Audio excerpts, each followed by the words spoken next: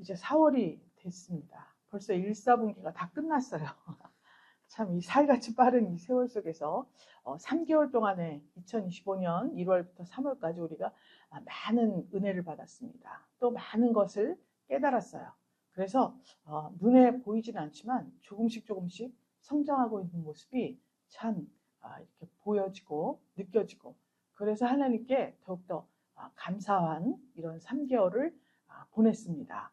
이제 4월에는 만물이 약동하는 계절입니다. 이제 씨도 뿌리고 나무도 심고, 어제가 식목일이었죠? 나무 한 그루 안 심었네.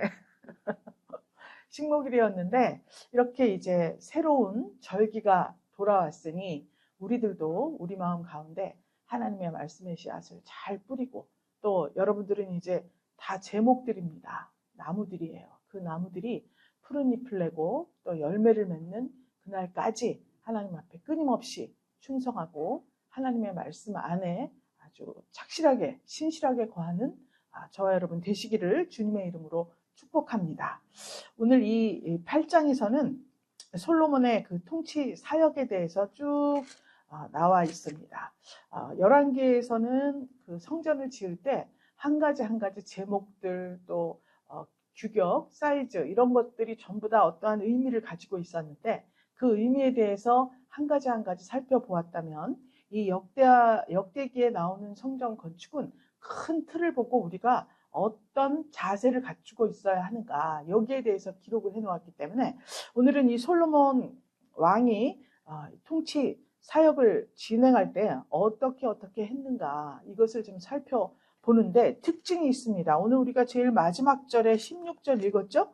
16절을 읽었을 때 솔로몬이 여호와의 전에 기지를 쌓던 날부터, 즉 지대를 놓던 날부터 시작해서 준공할 때까지 범백을 완비하였으므로 나와 있습니다. 범백은 모든 사물을 말하고 있어요. 그것을 다 완벽하게 준비했기 때문에 여호와의 전에 결점이 없이 피력하니라, 하나 흠도 없이 완벽하게 준공을 마쳤다는 이야기예요.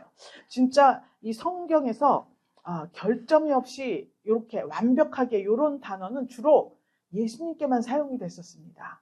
그런데 여기에 보니까 결점이 없이 피력하다 이렇게 나온 것을 보니까 이 솔로몬이 성전을 지을 때 얼마나 철저한 준비와 또 진행할 때 이 진행하는 과정 속에서도 하나님 앞에 조금의 빈틈도 없이 하나님의 명령대로 규정대로 또 언약의 말씀의 바탕으로 이렇게 했는지 우리가 알 수가 있습니다. 이걸 한 가지씩 한번 살펴보기로 하겠습니다.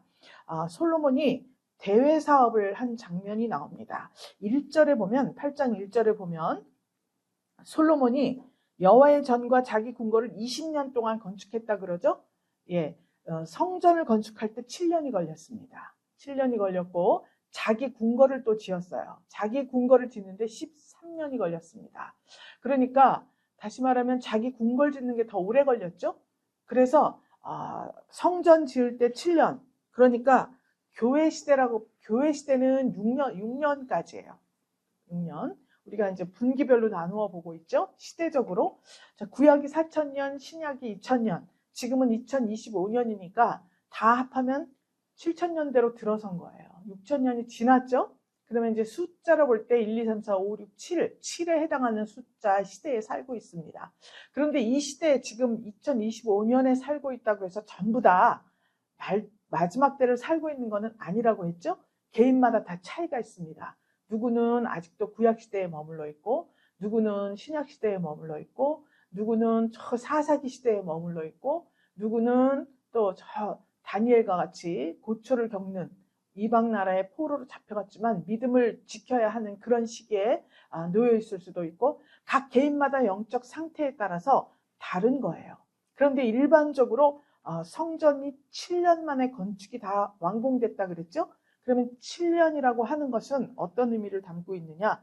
하나님의 말씀이 뼈대를 이루어서 노아 방주 물에 떴죠? 물이 다 온 세상을 덮었습니다. 기록된 문자가 다 우리를 덮었어요. 그래서 정말 이 지식적으로는 하나님의 말씀을 다 꿰고 있습니다. 그때 그렇게 덮여 있을 때 다 온 세상이 물에 잠겨버렸을 때죠. 그때 노아의 방주만 물에 떴습니다. 그 방주는 하나님의 명령과 하나님의 말씀대로 뜬 거예요. 하나님의 말씀대로. 그래서 덮여있지 않고 새로운 세상을 볼 수 있고 또 그 새로운 세상, 덮여있는 이 세상 속에서 자유자재로 움직일 수 있는 그러한 우리 영적 상태는 어떤 상태인가? 물에 떠야 된다 그랬습니다. 그래서 이 세상에 바다는 이 세상이라 그랬죠? 이 세상의 물결이 흉흉하다. 막 번거롭고 폭풍이 치고 흔들리고 막 이런 일이 있다 할지라도 물 위를 걸으신 우리 예수님 보여주신 거예요. 이 세상의 모든 상황과는 상관없이 예수를 영접하고 예수님을 그 마음 성전에 모신 자는 거기에 구애받지 않고 살아갈 수 있는 그러한 은혜와 능력과 권세가 있다. 이것을 이제 보여주신 것이라고 했습니다. 그래서 구약시대에는 방주로 그렇게 보여준 거예요. 근데 그 방주에는 손잡이가 있습니까? 없습니까? 방주를 제작할 때 이 핸들이 없다 그랬어요. 창문만 있고 그냥 방주만 있습니다. 그래서 하나님께서 저리로 떠내려 보내면 저리로 가고 이리로 떠나보내면 이리로 가고 그래서 둥둥 떠다닌 거예요. 하나님께서 인도하시는 대로. 그렇게 시작된 성전 건축이 마지막 때에 와서 이 성전 건축할 자로 하나님께서 뽑아주시는 거예요. 그래서 모든 것은 다 예표가 있다 그랬죠? 그 마찬가지로 오늘 솔로몬이 7년 만에 성전을 건축했다. 그러니까 교회 시대까지는 6,000년까지를 교회 시대라고 합니다. 7년에 들어갔을 때에는 지교회 시대라고 해요. 지교회. 지교회는 뭐죠? 한 교회 한 교회가 자기 교회로서의 사명을 감당하는 거예요. 그러니까 우리 교회는 여기 있죠? 여러분들 한 사람 한 사람은 지교회예요. 여러분 걸어다니는 교회라고 그랬잖아요. 그렇죠? 그래서 지교회 시대를 맞이한 거예요. 그래서 그 지교회 시대에 들어간 자만 성전을 건축할 수가 있다. 이렇게 볼 수가 있는 것입니다. 이해가 되시죠? 그래서 여러분들께서 우리가 인원이 많지 않으니까 이제 구역장, 뭐 교구장 이런 건 이제 세우지는 않았지만 각 한 분 한 분이 전부 다 그 구역이나 자기가 활동하고 있는 그곳에 가정이면 가정, 직장이면 직장 이런 어떠한 조직이 있을 때 거기에서 구역장 역할을 감당하라고 말씀을 드리고 있습니다. 그래서 누가 아프면 교회를 떼우고 목사님께로 떼우는 것이 아니라 본인이 직접 기도해주고 또 안수도 해주고 죄사함의 권세를 주님이 주셨으니까 예수 안 믿는 사람에게는 죄사함을 받았다. 이제부터 오늘은 당신이 예수 그리스도의 자녀이다. 영접기도 시키고 이렇게 하시라고 말씀을 드렸습니다. 그러니까 여러분들 한 분 한 분이 지교회 시대에 지교회로서의 사명을 감당할 때 여러분들 자신의 성전 건축도 함께 이루어지고 있다는 것을 생각을 하셔야 됩니다. 목사 안수를 받고 안수를 받고 교회를 열게 되었을 때 거의 뭐 다 그렇지는 않겠지만 그 일부분은 그런 생각을 많이 합니다. 내가 목사가 되어서 교회를 열어서 많은 생명을 하나님께 정말 전도하고 가르치고 이렇게 해서 하나님께 올려드리겠다. 이렇게 이제 마음의 작정들을 합니다. 그런데 교회를 열고 한 해, 뒤에 시간이 지나다 보니까 드는 생각이 있습니다. 하나님께서 나를 만드시려고 이 목사로 세우셨구나. 왜냐하면 내가 성도로 있을 때는 경우의 수가 요만큼입니다. 그런데 목사가 되니까 행동 범위도 넓어지죠. 많은 분들을 만나게 됩니다. 그래서 그냥 성도로 이렇게 다닐 때에는 자기 구역 식구 아니면 뭐 저기 해서 구역장이나 뭐 회장이나 이런 걸 맡았어요. 그러면은 회원들이나 구역 식구들이 나에게 자기의 사정과 어떤 상담 비슷한 교제를 하지 않습니까? 성령 안에서 교제를 해요. 그러면 그 경우만 우리가 알고 있는 거예요. 누가 아프다 그러면 기도하면 낫는다. 누가 괴로운 일을 당한다. 주님께서 평안을 주신다. 이 정도만 알고 있는데 목사가 되니까 모든 분들의 사정을 그냥 그때 내가 평신도였을 때와는 다르게 접근을 하게 됩니다. 첫 번째로는 하나님께서 성령으로 은혜를 주셔요. 성령으로 지혜를 주셔요. 그래서 이 사람들을 완벽하게 하나님 앞에 인도하고 자기가 처해 있는 환경이 만약에 구덩이나 웅덩이, 기가 막힐 구덩이, 웅덩이 이런 데서 머물러 있다면 거기서 완벽하게 끄집어내서 하나님 앞에 다시 한번 세우고 다시 말하면 부활시켜줄 수 있는 그런 역할까지 감당을 해야 됩니다. 성도가 구덩이에 빠졌는데 어떻게 하겠어요? 안식일인데도 건져줬잖아요. 소가 빠졌으니까 예수님이. 마찬가지로 날씨, 시간이나 장소나 이런 것을 다 뛰어넘어서 모든 사람의 사정을 그냥 평신도였을 때와는 다르게 듣고 느끼고 받아들이고 그렇게 기도하는 내용도 달라지더라는 거죠. 믿습니까? 여러분들에게 어떤 직분을 주시는 것은 바로 그런 이유예요. 나를 만들기 위해서예요. 나의 마음 성전을 건축하고 나의 마음 성전을 마무리하기 위해서 하나님께서 어떤 직분을 주시고 또 목사로도 세우고 교사로도 세우고 이렇게 하더라는 거죠. 우리 영화부 없을 때하고 있을 때 참 천지 차이죠? 우리 영화부 선생님들, 우리 애기들 2명인데 선생님 4분이에요. 근데 모자라, 어떤 때는. 4분도 모자라. 그렇죠? 예. 근데 그렇게 주일학교 사역을 감당하다 보니까 내가 또 알 수 없고 경험하지 못했던 세계를 알 수가 있잖아요. 조그만 꼬맹이들이 우리가 보면 먹을 거나 주고 그냥 잘해주고 따뜻하게 해주면 다 되는 줄 알았습니다. 어린이들의 세계도 만만치 않아요. 이 마음속에 정말 어른들 뺨치는 어떠한 세계가 있더라고요. 애기들도. 이것을 우리가 접하게 되었잖아요. 알게 되었잖아요. 애기들은 무조건 같이 몸으로 놀아주고 막 이렇게 뛰어놀고 이렇게 하면 다 좋아하는 줄 알았습니다.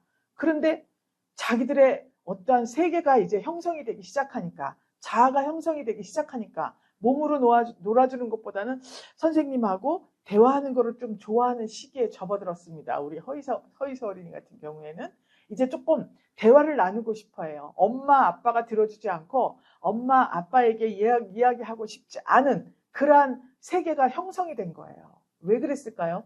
동생이 있거든요. 그러니까 마음이 복잡합니다. 언니들은.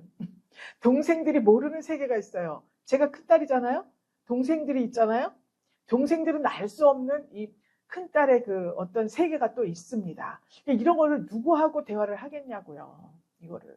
주일학교 선생님, 전도사님, 얘기를 하면 아이들의 세계가 무궁무진하다는 것을 알게 되었다고 이렇게 전도사님 저에게 말씀을 해주셨습니다. 그러니까 내가 무엇을 할 때 나의 세계가 넓어지는 것은 우리 마음 성전을 꾸미고 단장하고 세워가는 그러한 것이라는 거죠. 내가 봉사한다, 헌신한다, 섬긴다, 교회에서 내가 그래서 맡은 게 많아 이렇게 말을 했지만 알고 보니까 그것은 전부 다 나의 마음 성전을 단장하고 든든히 세워가는 그러한 기회를 하나님이 우리에게 주신 거였다. 저는 그것을 뼈저리게 느꼈어요. 목사로서. 그래서 많은 분들이 내가 경험해보지 않은 세계를 가지고 고민하고 참 어려움을 당하고 혹은 또 더 기쁜 어떠한 역사가 있고 축복의 역사도 있고 이런 것 응답의 역사도 있고 들어보면 내가 모르던 세계를 여러분들을 통해서 많이 알게 되는 거죠. 마찬가지로 지금 여기에서 이 성전 건축을 하는 것과 성도의 삶이 어떤 관계가 있는가 이것에 대해서 우리가 생각을 해보아야 합니다. 16절에 읽었듯이 모든 범백에 완비했다. 범백을 완비했다. 즉 모든 사물들이나 모든 것에 대한 준비가 요만한 결점도 없이 그렇게 준공이 되었다는 거예요. 이것은 마치 우리 성도들이 마지막 때 요한계시록 19장에 보면 어린 양과의 혼인잔치가 있습니다. 예수님이 육신을 입고 오셨어요. 오셨을 때에는 죄인들, 약한 자들, 불쌍한 자들 이런 자들을 다 만나주시고 그들과 함께 드시고 또 잠도 주무시고 함께 했습니다. 그렇지만 다시 이제 십자가에 죽으시고 올라가셔서 승천하셔서 성령을 우리에게 보내주신 이유는 뭐냐?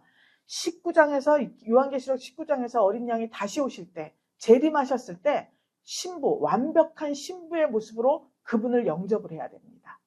그 준비가 없는 사람에게는 예수님의 재림이 없는 거예요. 재림이 없습니다. 그래서 그 기간 동안에 교회 시대 때 우리가 받은 많은 은혜와 축복이 있습니다. 내가 말씀을 알든지 모르든지 하나님의 은혜를 너무 많이 주셨어요. 그래서 내가 달라고 태를 쓰고 고쳐달라고 그러면 고쳐주시고 귀신이 떠나가게 해달라면 떠나주시고 어디 취직 좀 시켜주세요. 시험 좀 붙게 다 하면 하나님이 들어주신 거예요. 나의 어떠함과 상관없이. 그런데 지교의 시대로 들어갔을 때 내가 걸어다니는 교회로서의 역할을 감당하기 시작할 때 성전 건축이 시작되는데 그때에는 아무리 내가 40일, 21일 굶고 기도하고 떼쓰고 이렇게 해도 들어주지 않는 경우가 있어요. 그런데 의외로 아주 이 종이 한 장 차이로 그냥 생각만 했는데 들어주는 경우가 또 생기기도 합니다. 무엇의 차이인가? 신부단장의 차이예요. 신부단장. 그래서 성전을 흠없이 이렇게 지은 솔로몬, 이 성전 건축 사역이 다시 말하면 우리 예수님과 함께 혼인잔치 할 때 어린 양의 신부로 우리가 가야 되지 않습니까? 그때 그 신부 단장이 그렇게 흠도 없이 점도 없이 하나님 앞에 고운 세마포 예복을 입고 혼인잔치에 참석할 수 있도록 하는 그런 과정들을 여기에 예표로 진짜 성전, 보이는 성전 짓는 것으로 이렇게 우리에게 알려주고 있는 것입니다. 그렇지 않았으면 이 성전 다 불타버리고 없잖아요, 지금은. 다시 지었잖아요. 그렇죠? 다시 지었어도 지금 거기서 제사를 못 지내지 않습니까? 왜 그렇죠? 예수님이 오셨잖아요. 더 이상 보이는 성전은 그렇게 많은 의미가 없습니다. 다만 그 성전을 우리가 성전에 가서 보면서 그때 이렇게 성전을 지었구나.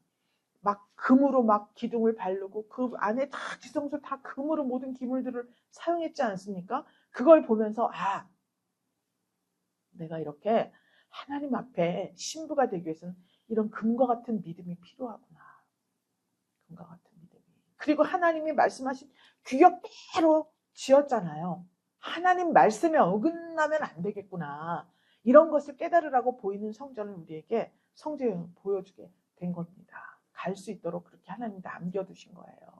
그래서 오늘 이 하나님께 솔로몬이 충성과 헌신을 다 하고 감사와 찬양의 제사를 드리고 끝맺음을 아주 잘 했습니다. 우리 어린 양의 신부가 되기를 소망하는 성도들은 모두가 이 솔로몬의 건축 사역을 보면서 우리의 신앙을 그렇게 아름답게 이루어 나가야 되는 거예요. 우리 마음 성전을 이렇게 아름답게 건축해 나가야 되는 것이 우리 성도들의 사명이라고 볼 수 있습니다. 솔로몬은 하나님의 복을 많이 받았습니다. 하나님께서 그를 유명하게 하시고 많은 상급을 주셨어요. 지혜 그러면 솔로몬입니다. 부귀 솔로몬이에요. 장수 솔로몬이에요. 하나님께 영광, 솔로몬같이 하나님께 영광 드린 사람이 구약에 진짜 없습니다.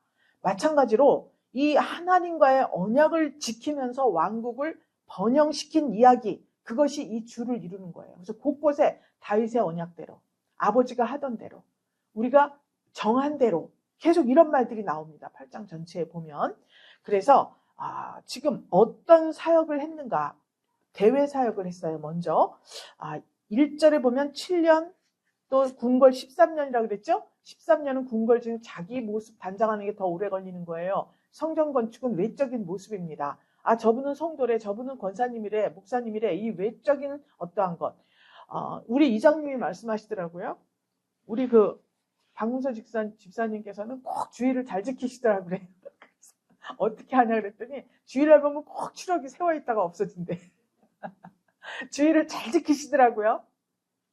그래서 돈을 잘 버나 봐요. 뭐 교회도 짓고 뭐 어쩌고저쩌고 한다고. 그래서 내가 그분이 돈을 잘 버는 게 아니라 그분이 돈을 잘 벌어서 지은 게 아니라 우리 헌금 들어온 것 갖고 한 거예요. 자기 헌금 하는 거야. 돈 벌어서. 이렇게 말했거든요. 이랬든 저랬든 보이는 성전은 된 거예요, 지금. 그런데 자기 궁궐을 지어야 되는 거예요. 자기 궁궐은 자기가 거하는 곳이잖아요. 그러니까 그게 더 어려워. 13년이 걸렸어요. 13년이. 그러니까 내가 하나님의 여호와의 집이라 그랬죠? 너희는 하나님의 밭이요 동역자여 하나님의 집이다 그랬습니다. 그러니까 하나님과 함께 거하는 집이 되는 것이 이렇게 오래 걸리는 거예요. 율법을 지키는 거는 오히려 반밖에 안 걸리잖아요. 7년. 그래서 20년 동안 그렇게 건축하기를 마쳤다. 이렇게 해놓고 나서 2절부터 6절까지는 어떤 내용을 기록해놨냐면 하맛소바를 쳐서 취하고 이렇게 해서 온 땅에 건축하고자 하던 것을 다 건축하니라. 6절에 나왔습니다. 그런데 거기에 뭐 다드몰, 하맛, 베토론, 바알랏, 뭐 국고성, 병거성, 마병의 성 다 나오죠? 이 내용은 무엇을 의미하냐면 외부 하맛소바를 비롯해서 각종 성읍들을 다 정복을 한 거예요. 정복 사업을 해서 솔로몬이 다 그것을 이스라엘 소유로 삼았습니다. 그러니까 대외적으로 이 정치적으로 각종 성읍을 정복했다는 것은 그곳을 다스린다는 거잖아요. 그러니까 정치적으로 이런 사역들을 감행을 했습니다. 또 그 다음에 17절에서 18절을 보면 17절, 18절 우리가 안 읽었는데 17절, 18절을 보면 솔로몬이 에돔 땅 바닷가 에시온 게벨과 엘롯에 이르렀더니 그렇게 말하면서 거기에서 신복에게 부탁해서 배와 바닷길하는 종들을 보냈다 그랬죠. 배와 바닷길이 왜 필요합니까? 무역 사업을 하려니까.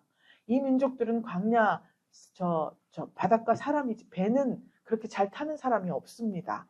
그러니까 후람에게 배하고 바닷길을 아는 종들을 보내달라 그랬죠. 항해수로 익힌 거예요. 그래서 무역 사업이 활발하기 위해서는 배를 띄워야 되잖아요. 그때 그렇게 무역업까지 그렇게 왕성하게 이렇게 했다는 거예요. 해상무역이 활성화됐다. 해상무역이 활성화되니까 주고받고 사고팔고가 막 이루어지니까 국력이 어떻게 됐겠어요? 신장되겠죠? 부강해졌습니다. 이렇게 무역 사업을 즉 경제적인 어떠한 그런 하나님 앞에 경제적인 사역까지도 하나님 앞에서 완공을 시킨 거예요. 그 다음에 12절 13절 보면은 솔로몬이 낭실 앞에 쌓은 여호와 단위에 여호와께 번제를 드렸다. 그런데 1년에 세 절기 무교절 77절 초막절에 번제를 드렸다. 이렇게 나오죠. 종교적인 업적도 이루어 놓은 거예요. 그래서 다윗 때부터 말씀해 놓은 이 세 절기를 꼭 지켰다 그랬습니다. 그런데 거기 14절에 보니까 하나님의 사람 다윗이 전에 이렇게 명하였다. 이렇게 기록되어 있죠. 또 15절에는 무슨 일이든지 제사장 레위 사람이 국고 일이든지 무슨 일이든지 왕의 명한 바를 다 어기지 아니하였다. 이렇게 되었습니다. 왕이 하나님의 명령대로 원칙대로 그렇게 실행을 하니까 누구든지 토를 달 수가 없습니다. 인정사정 끌려서 이 사람과 더 친분이 있으니까 저 사람과 친분이 있으니까 혜택을 더 주고 공평하지 못한 자세를 가지고 있으면 그 공동체는 얼마 못 가서 쓰러지게 되어 있어요. 파산되게 되어 있습니다. 그런데 솔로몬 자체가 모든 것을 다 하나님의 명령 그대로 또 14절 뒤에 끝에 보니까 하나님의 사람 다윗이 전에 이렇게 명했다 그랬죠. 아버지에게 보고 듣고 배운 바대로 하나님을 섬긴 예법을 그대로 실행을 했습니다. 그랬더니 모든 제사장과 레위 사람이 무슨 일이든지 다 왕의 명한 바를 어기지 아니했다는 것이에요. 왕이 만약에 신뢰를 얻지 못하면 그 말을 듣지 않습니다. 그리고 항상 반대 의견을 내는 게 교회의 특징이에요. 회의를 열면 목사님이 이 말씀하면 그냥 의견들이 너무너무나 많습니다. 왜 그렇습니까? 원칙을 정확하게 정해놓고 시작을 해요. 두세 사람만 모여도 원칙이 있어야 돼요. 그렇지 않으면 3명 모이면 반드시 싸운다 그러잖아요. 3명, 30명이 아니라 3명. 3명, 둘이 있을 땐 서로 어떻게 하는데 1명 더 모이면 어떻게 되냐? 이거는 반드시 원칙이 있어야만 공동체로 이루어질 수가 있다고 우리가 알고 있습니다. 마찬가지로 이렇게 솔로몬은 대외적으로는 무역사업, 또 각종 성읍을 정복하고 국력을 신장시켰습니다. 해상무역까지 활성화시켰어요. 대내적으로는 절기를 잘 지켰어요. 제사에 신경을 썼죠? 제일 중요한 게 예배입니다. 또 성직자를 임명을 했어요. 또 7절에서 10절에 보면 이방인들을 일을 시켰어요. 이방인들을 7절에 보면 무릇 이스라엘이 아닌 헷 족속, 아모리 족속, 요 가나안 지역에 있는 원주민들이죠. 이 족속들을 남아 있었는데 그들을 솔로몬이 역군을 삼았다. 이렇게 나와 있습니다. 일을 시켰어요. 그래서 일을 시켜서 노예를 삼아 이스라엘 자손은 노예를 삼지 않고 그들에게 역군을 시키고 이방인에게까지도 기회를 주는 이런 통치 사역을 이루었다는 거예요. 그러니까 이것이 예수님의 예표가 될 수 있는 겁니다. 솔로몬이. 지금 그래서 이렇게 노동 제도까지 다 정비를 했어요. 그러니까 효과적으로 인력을 다 배치한 거예요. 남아있는 모든 노동력은 전부 적재적소에 배치를 해서 이 일들을 원활하게 이루어질 수 있도록 그렇게 통치를 했다는 거예요. 그래서 정치적으로, 경제적으로, 종교적으로 이런 큰 업적을 이루었습니다. 이렇게 자세하게 한 왕의 업적에 대해서 기록되어 있는 게 거의 없습니다. 이렇게 아주 구체적으로 적어놓은 건 솔로몬이에요. 왜 그렇습니까? 지금 교회 시대를 살고 있는 우리, 지교회 시대를 이루어 나가야 되는 우리 지금 성도들, 이들이 이렇게 모든 면에 있어서 정확한 규제와 통제, 절제, 규칙적으로 또 대외적으로 우리의 심령 성전을 이루지만 보이는 성전을 이루는 것에, 예배당을 이루는 것에 있어서 또 우리가 걸어다니는 지교회로서의 역할을 감당할 때 이런 모든 것들이 노선이 분명해야 되고 고정이 딱 되어 있어야 되고, 태초에 하나님이 측량하실 때 그랬죠? 측량을 해서 다 분배를 하셨는데 그대로 되었다 그랬습니다. 제일 신기한 게 바닷물이 육지로 넘치지 않는다는 거예요. 아니, 바닷가가 있잖아요. 바닷물이 뭘 안다고 거기까지만 따와. 그죠? 여기까지 넘치지 않아요. 천재지변이 일어났을 때 쓰나미로 덮쳤다가도 자기 자리로 돌아가요. 순간이죠. 하나님은 그렇게 정하셨기 때문에 그렇거든요. 그렇기 때문에 이 하나님의 원칙을 따라서 나의 삶을 이렇게 분별하고, 내가 있어야 할 곳, 또 가야 할 곳, 또 들 때 날 때 이런 모든 것들을 잘 분별해서 세워질 때 여기 모든 사람들이 왕의 명한 바를 어기지 아니한 것 같이 여러분들이 생각한 대로, 하나님께 기도한 대로 하나님이 다 이루어 주신다는 것을 지금 말씀하고 있습니다. 그래서 이것이 지금 우리에게는 신부단장과 같은 그러한 역할이다. 성전 건축하는 게. 이렇게 보시면 되겠습니다. 그러면 여기에서 11절의 말씀이 특별히 또 나오고 있어요. 솔로몬이 성전과 자기 궁궐을 건축했는데 11절에 보면 솔로몬이 바로의 딸을 데리고 다윗성에서부터 저를 위해서 건축한 궁에 이르렀다. 그리고 이렇게 써놓은 게 있습니다. 이게 무슨 의미냐면 솔로몬이 바로의 딸과 결혼을 했습니다.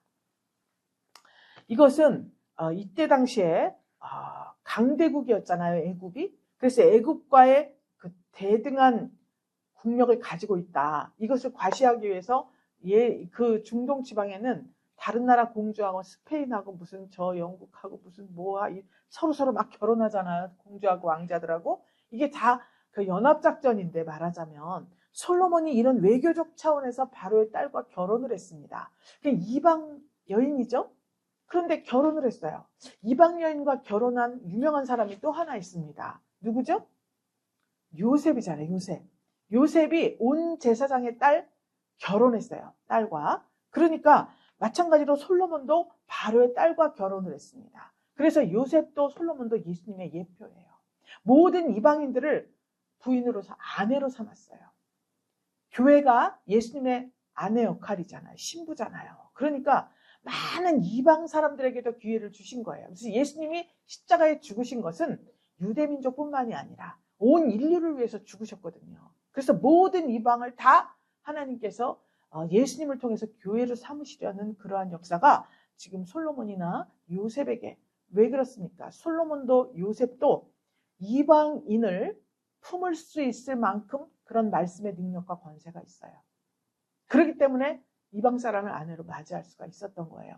그래서 그렇게 데리고 왔어요. 그런데 다윗 성이 있었지 않습니까? 솔로몬 따로 궁전이 없었잖아요. 자기 궁궐을 지어야 되는데 이 저를 위해서 건축한 궁에 이르러 이랬어요. 처음에는 바로의 딸을 데려다가 다윗성에 같이 있었습니다. 그런데 다윗성이 어떤 곳이에요? 하나님의 법궤가 안치되어 있던 곳이잖아요. 하나님의 법궤가 안치되어 있는 곳이기 때문에 거룩한 곳이잖아요. 그렇죠? 그러니까 이 거룩한 곳에 둘 수가 없다. 그래서 별궁을 지어줍니다. 그래서 이 바로의 딸을 위해서 별궁을 지을 때까지 다윗성에 둔 거예요. 그래서 궁궐이 다 건축이 되니까 다윗성에서 그 자기 별궁으로 데려갔다. 이 얘기를 여기 지금 하고 있습니다. 그러니까 거룩한 곳에 같이 할 수 없다. 이렇게 이방 여인을 둘 수 없다. 그렇지만 하나님께서 율법과 복음의 적절한 조화를 이루어서 하나님의 은혜와 은총이 이렇게 우리에게 임한다는 내용을 11절에 이렇게 사이에 끼워 놓았습니다. 그래서 우리도 신부단장 할 수가 있는 거예요. 우리의 궁전이 다 지어져야 돼요. 계속 거기 머물 수는 없는 거예요. 율법에 계속 우리는 머물러 있을 수가 없는 거예요. 율법의 행위가 우리를 의롭다고 한다. 그것을 의로 내세우는 삶 속에 그대로 있으면 안 된다는 거예요. 별궁을 지어야 해. 나의 궁궐. 이게 지교회 시대인 거예요. 그렇죠? 그러니까 교회 시대는 예루살렘 성전, 또 교회, 예배당. 그런데 이 솔로몬 시대에 성전 건축을 마치고 솔로몬의 궁궐을 지을 땐 지교회 시대라 자기 궁이 있어야 되는 거예요. 믿습니까? 이거는 진짜 준비하지 않은 말씀인데 사실 설명을 짧게 하려고 그러는데 이렇게 좀 길게 되었어요. 그래서 여기에 해당하는 하나님의 말씀이 무엇인가? 신부단장이라고 그랬는데 영적으로 단장하는 것은 하나님과의 관계를 올바르게 유지하려는 거예요. 또 사회적 제도적인 단장은 외적인 준비예요. 유능하게 관리자를 배치하고 제사나 의례 이런 것들을 규격에 맞춰서 잘 진행을 했죠. 솔로몬이. 이것이 사회적인 단장이에요. 그러니까 영적으로만 단장하고 사회적으로 단장이 되어 있지 않으면 사람들이 다 좋게 보지 않습니다. 영적으로는 은혜가 충만한데 사회적으로 예의가 갖추어져야 되고 또 이런 유능한 관리자를 배치했죠. 언제 어느 때 무엇을 해야 되는지를 밝히 알지 못하면 내가 영적으로 아무리 많은 은사와 이런 것들을 가지고 능력을 가지고 있어도 호감을 주지 못합니다. 하나님께서 그 직분을 은사를 주시고 권세를 주실 때에는 하나님 나라의 영광을 올려드려야 되잖아요. 그런데 하나님께 영광이 되지 못한다는 거예요. 한마디로 말하면 사회성이 없어서는 안 된다는 거예요. 사회성이 있어서 그 가는 곳마다 그 하나님이 주신 은사와 하나님이 주신 지혜와 이런 것을 가지고 그 단체를 화기애애하고 평안하고 안정으로 이끌어가는데 보탬이 돼야 하나님께 영광이 된다는 거예요. 그래서 성도가 가장 중요한 것은 교회 안에서 영적으로 하나님과의 깊은 관계, 정결하고 참 순결한 그 신부단장도 해야 하지만 밖에 나가서 사회성도 키워야 된다는 거예요. 어느 조직에 들어가든지 불화를 일으키지 아니하고 오히려 불협화음이 있는 곳에 가서 정말 평안하고 안정되고 화합할 수 있는 역할을 했을 때 지금 이 솔로몬의 사역과 같이 성전 건축을 이루고 모든 제도를 정비화시키고 이렇게 신부단장과 같은 역할을 감당할 수 있다. 이렇게 지금 우리가 볼 수가 있습니다. 그러면 신부는 하나님의 백성을 가리키는 거예요. 그래서 에스겔 16장에 보면 하나님의 백성을 신부로 비유를 합니다. 그래서 하나님께서 그들을 어떻게 구원하시고 그들의 죄와 불순종을 어떻게 책망했는지 설명을 하고 있어요. 이제 돌아가서 읽어보셔야겠죠? 에스겔 16장을 읽어보시면 신뢰와 순결 유지 이것이 가장 중요하구나. 하나님과의 관계 속에서. 그리고 한 나라 하나님 앞에 모든 큰 복을 받는 왕. 여러분 왕 같은 제사장이잖아요. 솔로몬 왕이 남 얘기가 아니에요. 내 얘기예요. 그렇게 되기 위해서는 언약을 에스겔에서는 그렇게 말하고 있어요. 내가 너와 언약을 세웠다. 하나님이 말씀하시는 거예요. 이스라엘에게. 내가 너와 언약을 세워서 네가 내게 속한 여자가 되었어. 그래서 내가 너에게 아름다움을 주었다. 그리고 너는 내게 신부가 되었다. 이렇게 기록이 되어 있습니다. 에스겔 16장에 보면. 그러니까 하나님께서 아름다움을 주셨다 그랬어요. 하나님의 소유를 삼으시고. 그러면 하나님이 어떻게 우리에게 아름다움을 주셨겠습니까? 하나님의 성령으로 우리에게 감동을 주신 거예요. 오늘은 이렇게 하고 싶다. 기도를 했어요. 오늘은 이런 일을 하고 싶다. 오늘은 저렇게 하고 싶다. 오늘은 저 사람에게 대해서 이렇게 내가 행동하고 있었는데 오늘은 좀 다른 모습을 보이고 싶다라는 마음의 감동이 있는 거예요. 그것을 하나하나 실현할 때 하나님께서 그 말씀의 성령의 감동에 순종하는 사람을 아름답게 단장시켜 준다는 것을 말씀하고 있는 것입니다. 믿습니까? 그 계시록 19장 요한계시록 19장에 보면 신부가 결혼을 위해서 준비하는 장면이 나와요. 우리가 즐거워하고 기뻐하며 그에게 영광을 돌리세. 어린 양의 혼인잔치가 이르렀고 그 아내가 예비를 하였으니 그 아내에게 허락한 것이 빛나고 깨끗한 고운 세마포 옷이라. 이렇게 기록이 되어 있습니다. 그러니까 정결한 행실을 말하는 거예요. 고운 세마포 옷은. 그러니까 이것이 준비됐어야 돼. 왜? 그리스도와 연합을 하기 위해서 우리는 그렇게 된다는 거예요. 여러분들 처음 교회에 오셨을 때 세례 받으셨죠, 다? 세례 받을 때 이 세례라고 하는 것은 뭐냐?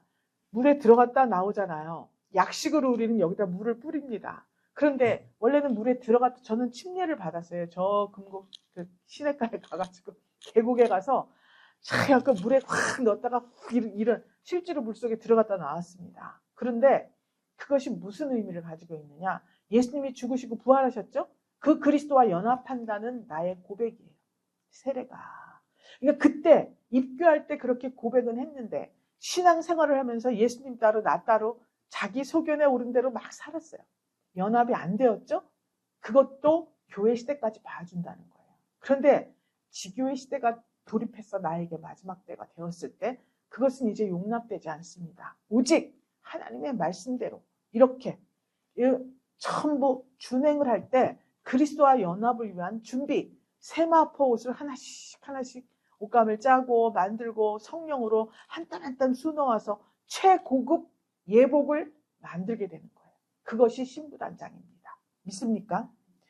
그래서 이 그리스도와의 연합을 위해서 이렇게 준비를 했을 때 에베소서 5장에는 남편들에게 이야기를 합니다. 너희 아내를 사랑하기를 그리스도가 교회를 사랑한 것 같이 하여 자기 자신을 주신같이 하라. 예수님께서는 이 교회를 만들기 위해서 십자가에 죽으시고 부활 승천하셔서 우리에게 성령을 주셨습니다. 그래서 성령으로 예수가 우리 구주라는 것을 고백했습니다. 그 사람들이 모여서 교회를 이룬 거예요. 그래서 교회를 위해서 교회를 아내로 생각하는데 교회를 위해서 자기 자신을 주셨습니다. 예수님이. 그렇기 때문에 교회를 거룩하고 흠이 없게 해서 다시 하나님 앞에 드리려 하기 위해서 그렇게 하셨기 때문에 우리도 흠없고 거룩하고 성결한 삶으로 그렇게 우리를 단장해서 정말 그때 그날에 나팔 불 때 우리가 싹 고운 세마포 예복을 입고 예수님과 혼인잔치에 들어가야 된다는 거죠. 그런데 그때 결점이 없이 완벽하게 피력했다 써있죠? 점도 없고 흠도 없어야 된다는 거예요. 이것이 가능할까요? 가능합니다. 가능하지 않으면 우리가 왜 여기 있습니까? 성령의 말씀에 순종하면 되는 거예요. 성령께서는 우리에게 감동도 하시지만 그 감동하신 내용을 순종할 수 있는 힘과 능력도 함께 주시는 분이에요. 모든 것은 그래서 성령 충만함으로 이루어지는 것입니다. 하나님 앞에 감동이 왔습니다. 무슨 일을 해라. 저 목사 안수를 받았는데요. 목사 안수를 받으니까 더 나쁜 거예요. 목사 안수를 받고 나면 교회를 해야지 목사가 개인이 사거리 왔다 갔다 걸어 다니니까 아니 누가 그랬대요. 저 범준이 엄마는 목사 맞아? 그래서 그 우리 솔리드 원장님이 맞다고 그랬더니 아니 근데 목사가 왜 교회도 없이 저렇게 왔다 갔다 해? 사거리를. 저도 그런 생각을 하고 있었어요. 다 물어보는 거예요. 목사 안수 받으셨다면서요? 교회는 언제 열어요? 막 아니 저는 이제 교회를 열고 그런 게 아니고요. 할 말이 없는 거예요. 아니 그냥 목사 안수 안 받을 때보다 더 못한 거야. 이게 받고 나니까. 그런데 어떻게 제가 교회를 엽니까? 뭐 돈이 있습니까? 무슨 유능합니까? 뭘 합니까? 교회를 열 수 있는 제목이 안 되는 거예요. 제가 생각할 때 제가. 그런데 이 상황이 교회를 열지 않을 수 없도록 그렇게 몰아가는 거예요. 하나님, 사람들이 저를 비웃습니다. 괜히 안수를 받았나 봅니다. 이 사거리에 모르는 사람이 없는데 누구네 집에 누구 하나 왔다 가면 전 동네가 다 아는 때였어요. 그때만 해도. 지금은 뭐 완전 개인주의가 많이 들어왔지만 그때는 다 오픈된 시대였습니다. 그렇게 전 정말 후회도 많이 하고 정말 괴로웠습니다. 그런데 하나님께서 그걸 하시더라고요. 떠밀려서 하나님께서 준비하시고 하나님께서 이렇게 하시고 저렇게 하시고 그렇게 하다 보니까 오늘날까지 오게 되었습니다. 하나님이 우리에게 어떤 감동을 주시는 거예요. 헌금을 드려라, 충성을 해라, 시간을 드려라, 몸으로 힘을 써라, 전도를 해라. 우리 마음속에 감동이 올 때 하나님은 그것을 반드시 이룰 계획이 이미 되어 있으십니다. 할렐루야. 하나님 계획하고 계신 거예요. 우리가 순종하기만 하면 할 수가 있어요. 그런데 나의 능력을 생각하면서 순종을 못하는 거예요. 그럼 이제부터 어떻게 해야 됩니까? 어떤 감동이 하나님 저는 정말 이거 할 수도 없고 그다지 하고 싶지도 않습니다. 그런데 예수님도 십자가 지기 싫다 그러셨잖아요. 그런데 어떻게 했습니까? 그러겠다고 했더니 천사들이 내려와서 수종 들었다 그랬어요. 천사들을 내려보내서 수종 들게 해주세요. 저는 순종하겠습니다. 어떻게 되든지. 망신을 당하든지 일이 망쳐지든지 뭐 내 체면이 깎이든지 하나님이 말씀하셨으니까 저는 순종을 하겠습니다. 주의 성령으로 충만케 하시고 준비하신 이 모든 새로운 세상을 내 눈으로 보게 해주세요. 이렇게 기도를 해야 돼요. 성도는 그렇게 기도를 해야 됩니다. 그랬을 때 하나님께서 이루어지는 거예요. 왜 그렇습니까? 여러분들이 지교회이기 때문에 그래요. 예수님의 피값으로 세운 교회예요. 이제 분할받을 때가 된 거예요. 종속이 아닙니다. 내가 왕이 없이 그냥 각자 생활하는 때가 아니에요. 하나님의 예수 피값으로 세운 교회가 나예요. 내가 활동을 하는 이 주님과 함께. 그렇기 때문에 그 이전하고는 전혀 다릅니다. 사사기 시대가 아니에요.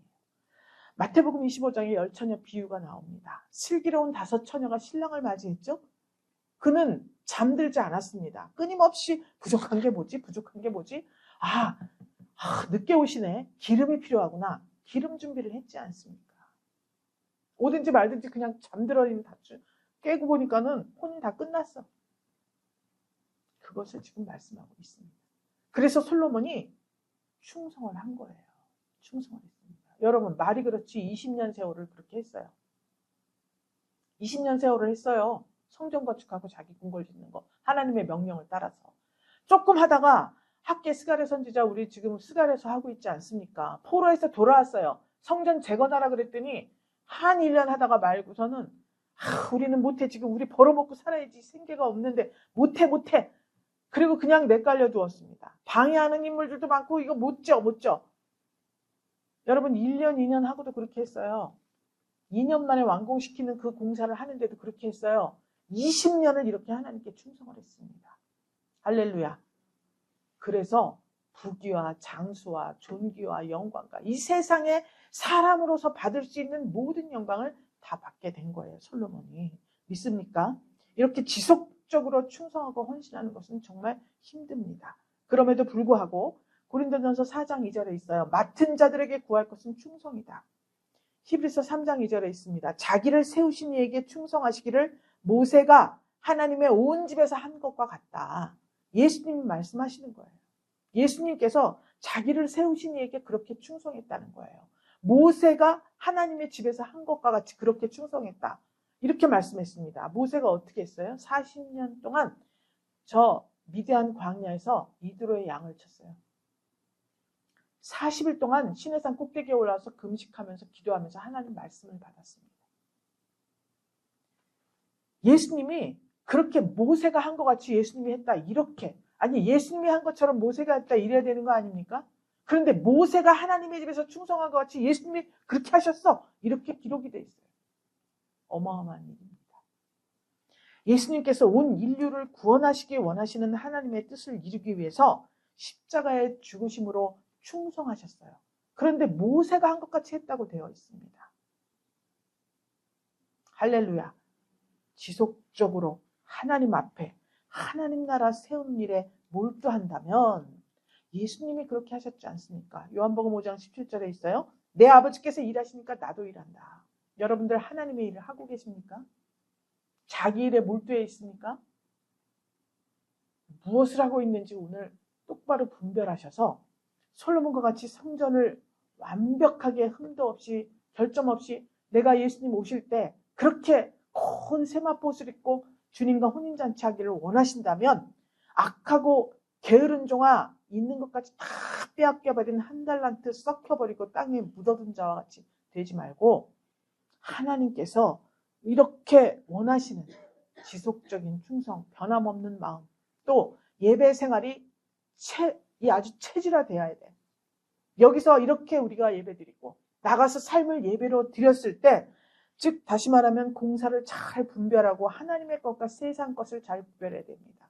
시간도 물질도 건강도 재능도 모두 다 하나님께 드려야 되는 것이냐 세상에게 내가 행사를 해야 되는 것 분별해서 우리가 했을 때 자자손손 왕같은 제사장들을 배출하는 그런 존귀한 가문으로 거듭나게 될 것입니다. 하나님 감사드립니다. 씨 뿌리는 봄, 나무 심는 식목일이 시작이 되었습니다.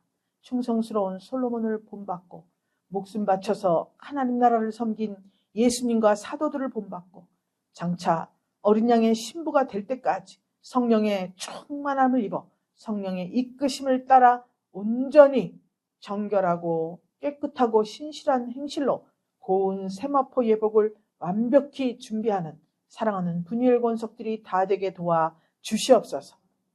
하나님, 믿음으로 선포한 이 귀한 말씀이 저들의 삶에 온전한 지표가 될 수 있도록 우리 주의 성령께서 함께하여 주시옵소서. 축복하며 살아계신 예수 그리스도 이름으로 기도 올리옵나이다. 아멘.